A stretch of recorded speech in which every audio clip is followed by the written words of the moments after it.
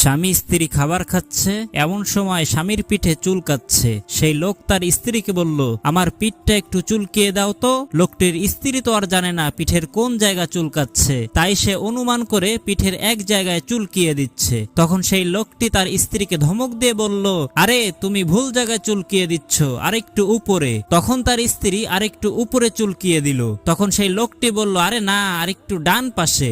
স্ত্রী যখন ডান পাশে চুলকিয়ে দিল, তখন তার স্বামী বলল, আরে ওইখানে না, আরেকটু বাম পাশে। স্ত্রী যখন বাম পাশে চুলকিয়ে দিল, তখন লোকটি বলল, আরেকটু নিচে।